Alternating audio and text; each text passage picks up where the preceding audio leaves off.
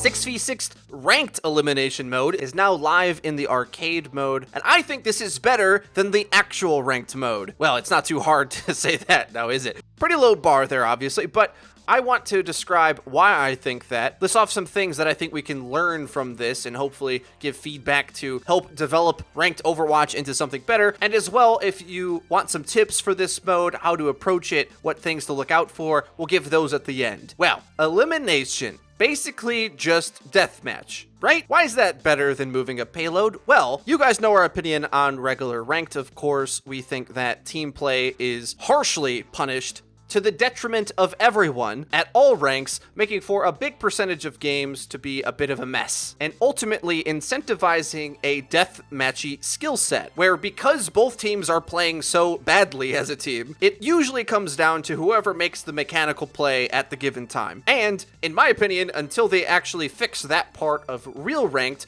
we might as well all migrate to 6v6 elimination, because it does so many things better than the ranked mode that we have right now. Why is that? Well, the premise of the mode is still the same. It's still about getting kills and don't die. Because we're able to distill the game down without the complexity of really difficult maps that require attacking teams to combo in the right way and cover for each other perfectly. Instead, now, you just go into a deathmatch arena, which is essentially the format you're judged by in regular ranked anyway, but it's a more direct and fun way to go about it. Why? Well, one, you can't one trick. That's a big positive. So it requires each individual player to be flexible enough to play at minimum a few heroes. You physically can't just play one unless you never win a round. I know some of you are probably thinking, I will accept that challenge. But in all seriousness, this creates an incentive system that we want to see in Overwatch in regular ranked as well, where flexibility by its nature is required to rank up. Rather than carving out a very narrow skill set for yourself and cheesing that to get wonky wins here or there and eventually climb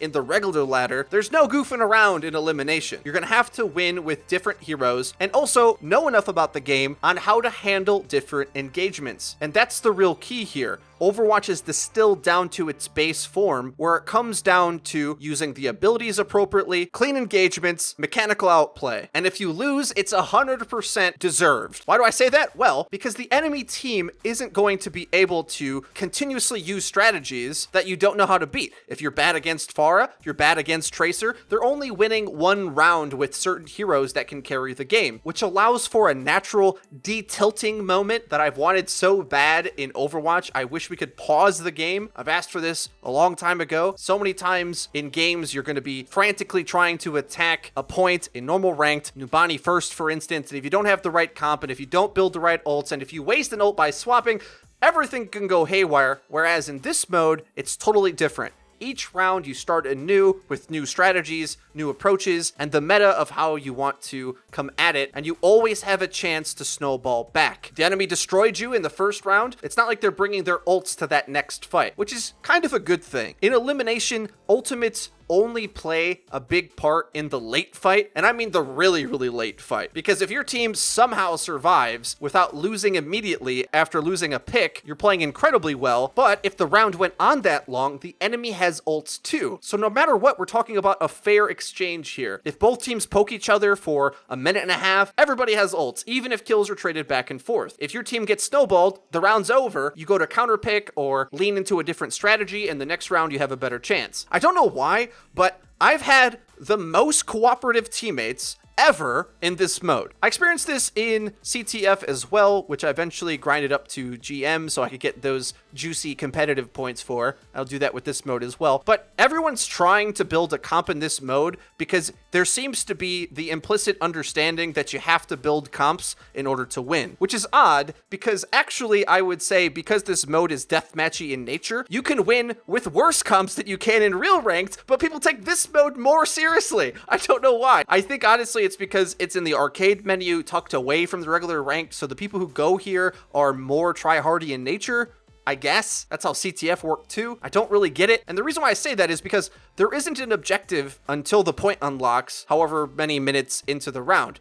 So because of that, no matter what your comp is, as long as you play your comp in the style that it's required to play, you're going to see success. What do I mean by that? Well, if you've got too many DPS, honestly, too many DPS can work in this mode way more than other modes. Because if you take like Junkertown, for instance, and your team on defense goes 4 DPS, well, it turns out Junkertown, they can put tanks on the cart that are hard to dislodge, and if you can't contest that, they're probably just going to roll the payload forever unless you kill them all immediately. But in this mode, because everyone can kind of play for their own value in deathmatch, so to speak, as long as you're playing your character and comp right, you can clutch out of these situations because there's no objective for the enemy to press. If you're playing a really squishy comp that needs to spread out, take space, look for duels, and play the frag battle, you can do that for like a minute and a half before the objective unlocks, and if you haven't won by then, well, you're probably losing either way. If you play a structured comp, let's say with dive, and you're following the Winston in, that can work too, but because they have no reason to have to fight you, they can play a worse comp, parry away from your coordinated attacks, let you have that space because no space matters, right? There's no objective. The only objective is staying alive and getting kills. And the cool thing about this is that this is something that the Overwatch community in a solo queue environment can definitely wrap our heads around. Everyone understands the basic hero counters and the interplay. This isn't going to happen, but I think it would make more sense if this mode was the solo queue mode, because individual skill and impact makes so much more sense when we're talking about a deathmatch scenario, an actual deathmatch with just an arena and no objective. Because if you're playing in objective mode, your team has to coordinate around getting that objective to work. Whereas in a deathmatchy brawly mode,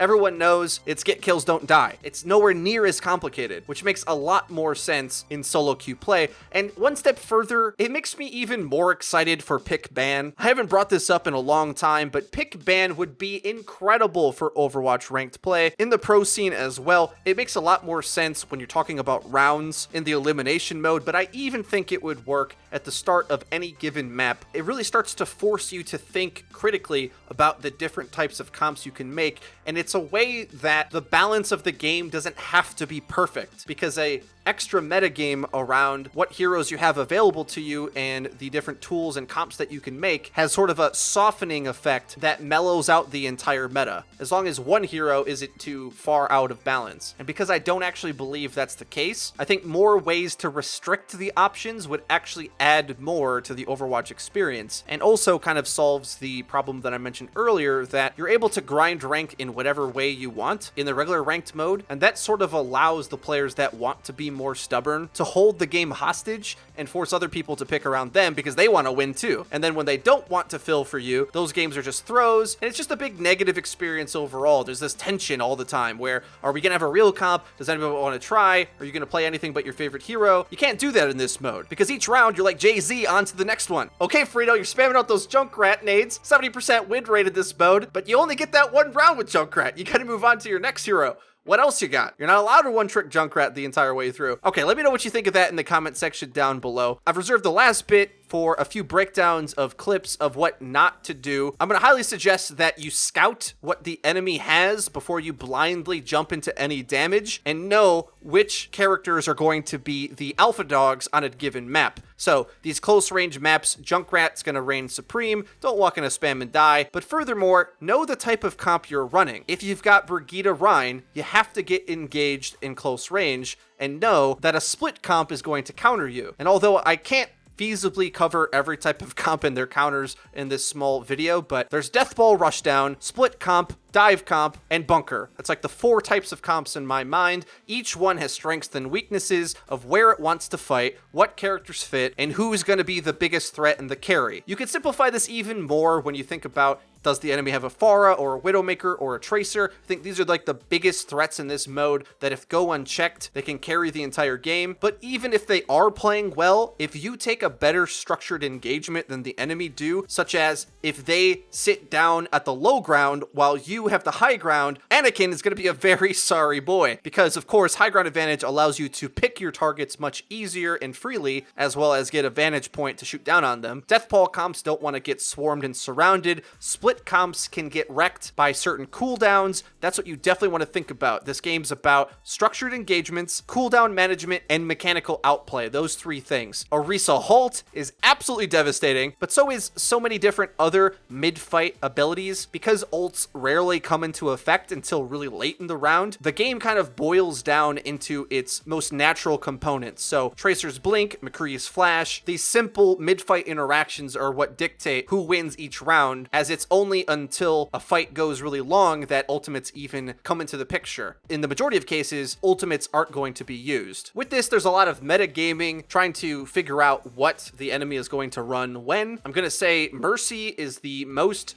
powerful healer in this mode entirely. All of the tanks are good, but you want to synergize them at the right time. Ryan Lucio's pretty key, especially after the close distance with them, or you can toss in Brigitte in there. Winston, Diva are core, but because there's no objective to play around, I think Winston's actually the weakest tank in this mode. Because he's the hardest to play, he's going to require the most amount of coordination to get a lot of value out of. And a lot of the game is going to be dictated around static barriers, because both teams are going to be poking at each other for a while, and whoever has more barrier often will win due to that. So in order to make any use out of Winston, you're going to have clean engagements, find those kills, and get the heck out of there. Other than that, remember your fundamentals, right? Fight indoors when against the Pharah, avoid lines of sight when going against the Widow. If the enemy set up a bastion, spread out on the map and poke it down from afar, because it can't really go engage on you. If you read what the enemy has and call the right way to engage in order to not lose to that comp and to counter it, you're going to find yourself winning a lot of these rounds and putting yourself in the driver's seat. What do you guys think about this new mode? Is it better than actual ranked? I 110% think so. If you enjoyed the video, please leave it a like. It really does help us out and lets us know that you're enjoying the content. And if you haven't already,